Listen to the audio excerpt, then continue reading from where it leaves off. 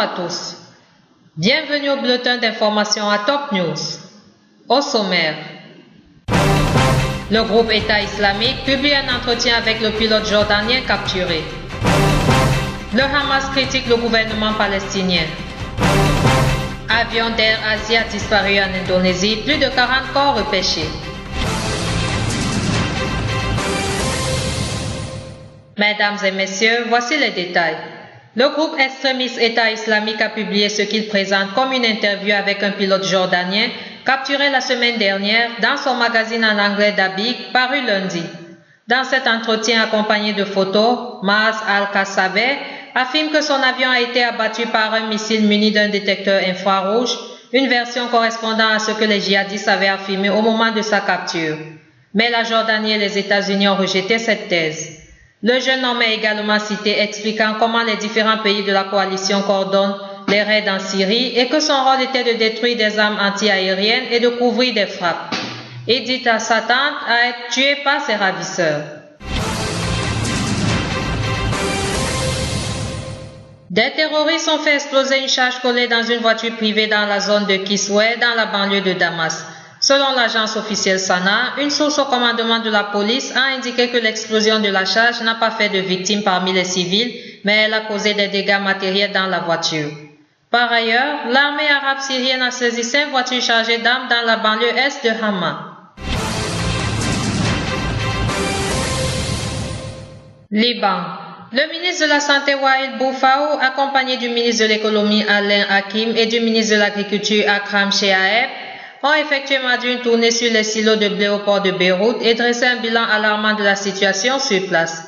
M. Boufaou a quand même souligné qu'en tant que ministre de la Santé, il sera responsable et il va transmettre le dossier à la justice.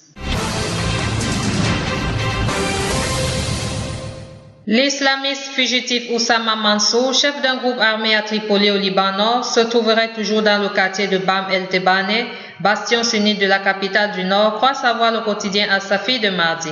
Oussama Mansour chargerait régulièrement ses apparences et lieux de résidence afin d'échapper aux autorités qui le traquent sans succès. En octobre, des djihadistes ont affronté l'armée libanaise à Tripoli et Ouakar lors de combats sanglants. Shadi Maalawi, un autre chef islamiste de Bam el-Tebane, impliqué aux côtés d'Oussama Mansour contre la troupe, avait pris la fuite et se trouverait dans le camp palestinien de Haï el-Loué. Le gouvernement palestinien de consensus n'a pas tenu ses engagements pour la reconstruction de la bande de Gaza dévastée en juillet-août par un conflit avec Israël, a accusé un dirigeant du mouvement islamiste Hamas, Ismaël Haniyeh.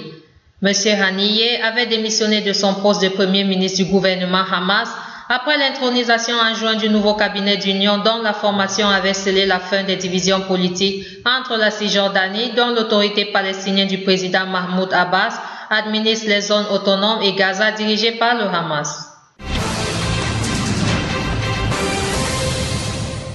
Un adolescent palestinien a été grièvement blessé par un tir de soldats israéliens dans le sud de la Cisjordanie occupée, a indiqué sa famille mardi, l'armée affirmant que le jeune homme avait lancé un projectile sur ces hommes. Mohamed Awad, 17 ans, était en voiture avec son frère aîné lorsque les soldats postés à l'entrée de leur village de Beth Oumar, entre Hébron et Bethléem, ont ouvert le feu lundi tard le soir. Une balle a touché Mohamed à la tête et une autre a blessé son frère à la cuisse, selon la famille. Les 2 frères ont été conduits à l'hôpital d'Hébron. Une porte-parole de l'armée israélienne a affirmé à l'AFP que les soldats avaient ouvert le feu après qu'un objet qu'ils soupçonnaient explosif a été lancé depuis une voiture. Des experts analysent le projectile qui n'a pas explosé pour en déterminer la nature exacte. Plus de 40 corps ont été repêchés mardi en mer de Java lors des recherches en cours pour retrouver l'avion d'Air Asia disparu en Indonésie, a déclaré à l'AFP une porte-parole de la Marine nationale. Sur la base de la radio militaire, il a été indiqué que le navire-guerre Bun Tomo a repêché 40 corps et le nombre augmente. Ils sont très occupés maintenant, a précisé Mahana Simuranpi. Autre titre, l'opposant numéro 1 au Kremlin, Alexei Navalny, a été reconnu coupable mardi par la justice russe de détournement d'argent au détriment d'une filiale de la société française Yves Rocher est condamné à 3 ans et 6 mois de prison avec sursis. Son frère Oleg a lui écopé de 3 ans et demi de prison ferme, lui aussi reconnu coupable d'avoir détourné de l'argent, selon une journaliste de l'AFP présente lors de l'énoncé du jugement par le tribunal. Le chef de l'opposition chiite à Bahreïn, Sheikh Ali Salman, inculpé d'incitation à un changement de régime, a été placé en détention pour 7 jours, a annoncé mardi le parquet. Arrêté dimanche à Manama, Sheikh Salman, 49 ans, est accusé d'appel à la haine et à la violence pour changer le régime dirigé par la dynastie sunnite des Al-Khalifa dans ce royaume du Golfe à majorité chiite. Enfin, des soldats gambiens ont attaqué tôt mardi matin le palais présidentiel à Banjul et ont été repoussés en l'absence du président Yahya Jammeh en visite à l'étranger, a appris à l'AFP de sources diplomatiques, militaires et auprès d'habitants. À Banjul, des militaires et des policiers ont été déployés dans les rues, vidés des habitants. Des patrouilles militaires invitaient les populations au calme et à rester chez elles, a constaté le correspondant de l'AFP.